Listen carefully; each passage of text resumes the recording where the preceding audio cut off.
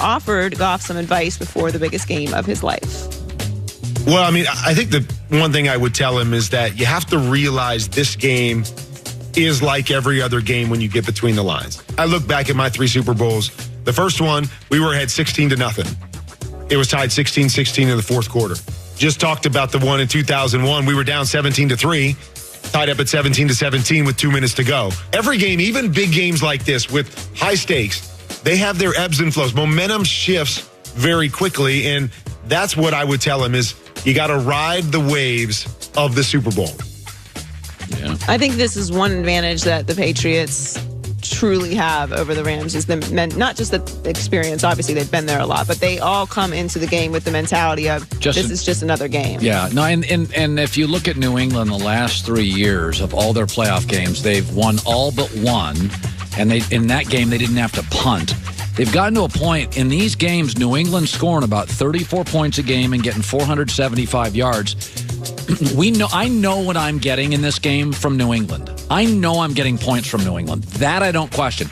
I don't know what I'm getting from the Rams. So to your point is, 50% of this game I know what I'm getting. Are the Rams, who tend to be very comfortable in shootouts, ready to go toe-to-toe? I think that's possible. Or do they get overwhelmed because Brady does to the Rams what he did to Kansas City, which is death by 1,000 cuts, and the Rams and McVay are sitting on the sidelines, never get the football back.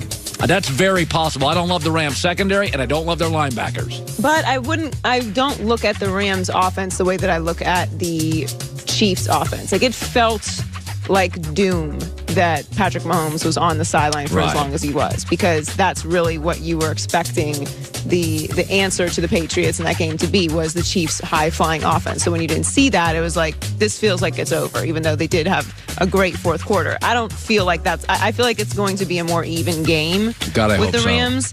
This is his 4th career playoff start, Goff is, and he's going against Tom Brady, who beat St. Louis Rams in that Super Bowl. It's a staggering amount of disparity in experience. Tom Brady's become an era unto himself. Yes. There will be in the NFL. It is the Tom Brady era. It's like the Tom Brady era. Yeah. It's 18, like 19. the Jordan era. It's going to be 20 years, yeah. Yeah, so finally, Todd Gurley is one of the NFL's most devastating weapons. He's obviously the Rams' most talented running back, but C.J. Anderson's bulldozed his way to at least 120 yards on the ground in 3 of his past 4 games. And now, according to Mike Freeman, an NFC head coach felt he is a better fit for how the Rams' offensive line blocks. Teams who have game planned against them say Anderson doesn't need clean lanes to be effective, and defenses have a harder time tackling him because of his physicality than they do Gurley. Yeah, I don't know. I don't know. I think Todd Gurley's pretty good. I think they're both. I understand the argument. It's kind of a bulldozing offensive line. As opposed to more of a finesse running back in Todd Gurley? And CJ's a load, but I like Todd Gurley. You think everyone's kind of doing a little, what have you done for me lately? Little living in the moment. Yeah. Yeah, I think... I don't know, though. I don't know what to expect. Listen, Cooper Kupp got hurt early in the year. If Todd Gurley is a non-factor in the Super Bowl, there's no way the Rams can win. If they had Cooper Kupp healthy and Gurley, I knew going in he's going to get 115 yards. I'd take the Rams today. Right. I don't think the Rams have been the same since Cooper Kupp left. And if Todd Gurley doesn't deliver, if he's on a stationary bike in this game, that's what worries me. We're going to have a bad Super Bowl. It's a huge factor for me as well. I don't know what to expect. I don't have any idea. Fort Lauderdale joy with the news. Well, that's the news. And thanks for stopping by. The Herd Lie News. There has been a lot of NBA talk about a bunch of stuff going on. Kyrie Irving's moving and Anthony Davis is moving. LeBron, by the way, is coming back to play against the Clippers here. I think it's tomorrow night. Yesterday, I had Chris Haynes on, who broke the Kyrie Irving is interested in getting in potentially going to Los Angeles. But Chris did say something during the show that I totally disagreed with. We had certain time restraints in regards to LeBron and Anthony Davis, and here it is. I heard you mention Kevin Love and Chris Bosh before. Those guys are not on AD's level, Colin. I will say that. And AD is 25. If Anthony Davis came over to the Lakers, if they found a way to make it happen, LeBron would pass the keys to Anthony Davis. LeBron will play second fiddle to Anthony Davis. I do not believe that, and here's why. 95% of players in this league play. They just play. Nothing wrong with that. About 5% lead. Michael Jordan led, Bird led, Magic led. Magic, by the way, the Lakers had a lot of good players. They had Kareem, wasn't a leader. Magic led and played. LeBron plays and leads. The Klay Thompson story, Lakers, the Kyrie Irving Lakers, AD to the Lakers, that's all engineered by LeBron. Clutch Sports. That's all engineered by LeBron. LeBron doesn't just play. He is a leader in this league, and the league's had a handful of. They had Jerry West. He was leading. They had, Bill Russell. There's not been a ton of great NBA leaders. There's been a million great NBA players. Magic Johnson, arguably the greatest leader the league's ever had. The league was in the toilet. He and Larry Bird saved it. But I do not believe for a second, because LeBron's been out for 35 days, he's given up the baton. Never forget this. LeBron has played 55,000 minutes. That is 8th all time.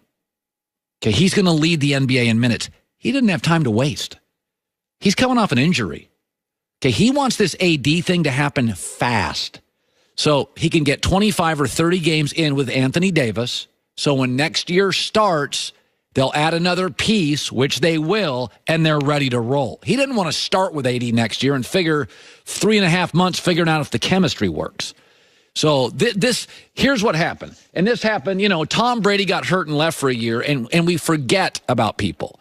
Don't forget, because LeBron's been out with not a major injury, but a more significant injury that was initially reported. When you miss 16, 17 games in 40 days, that's a real injury in the NBA for the best body in the league. But I don't believe for a second, because he's out of sight, he's not leading all these stories. I mean, LeBron still considers himself the best player in the NBA. This guy, he led the entire Eastern Conference until 3 months ago. He didn't come to L.A. to be somebody's valet. Anthony Davis is a great player. Show me his great leadership skills. He couldn't lead him to the playoffs with Boogie Cousins. Come on. 7 years in the league, one playoff win, one playoff series win. So I love Chris, but I still think sometimes what happens, players get hurt, players are out, and we just forget about them. We got people running for president in the United States that are 70 years old, and not just one. You got Bloomberg, and you got Bernie Sanders, and LeBron's 34 years old. Let's not go crazy here. He is still, last year, statistically, the best player in the NBA by not just a little. Not just a little. Anyway, I was thinking about this. I just throw this out there. I'll get into it more later. It really is interesting, though. It is funny about how we hold our NBA stars near and dear to our heart. I'll give you an example. Statistically, Joe Montana in the Super Bowls is better than Tom Brady. 4 for 4. Brady's lost 3 of them. Joe Montana went 4 for 4 in Super Bowls. If you go look at their Super Bowls, Joe Montana's perfect. Joe Montana had a higher completion percentage. Joe Montana's never thrown an interception in the Super Bowl and has a much higher passer rating. But the minute Brady beat Atlanta, he won the volume game, and we just said, Joe, it was great knowing you. Tom's the GOAT. We didn't argue about it. It wasn't even on debate shows. It was understood. But yet, if you look at Michael and LeBron, LeBron has clearly surpassed Michael in the volume game too. But to suggest LeBron is better than Michael Jordan is sacrilegious. It's on my debate show, 17 times a year.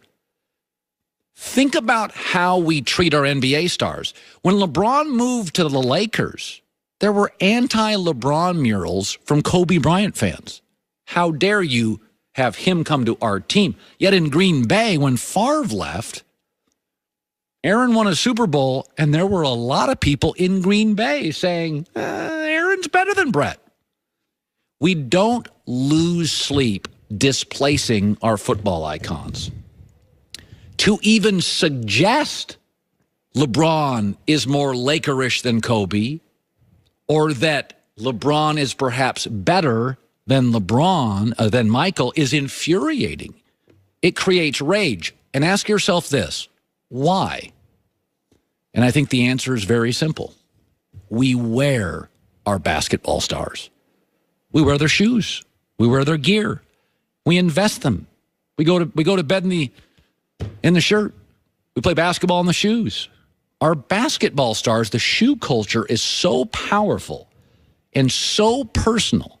It's almost like NASCAR. You didn't root for the driver. I'm a Ford guy. I'm a Chevy guy. I'm a Dodge guy. The drivers were replaceable. But, hey, I'm Ford. You're Chevy. I draw a line. Basketball, we are deeply embedded in our stars. It's just a more intimate game, basketball is. Well, it's certainly marketed star over team. It's star, NFL's team over star. You can see the players that don't have helmets on. It's not about the shield and the name on the front. It's about the name on the back. We have relationships emotionally with our NBA guys. Yes. We wear them. We invest in them. We can see them. You want name to on the be like back. Mike when you go to a game. Like you feel Mike. like you could just reach out to And them. touch Mike, It's yeah. it's a very different experience. We displace our NFL stars, our legends, very quickly. It's two different cultures. Yep, it is. Willie McGinnis, 3-time Super Bowl champ, NFL Network with the Patriots, will be stopping by next.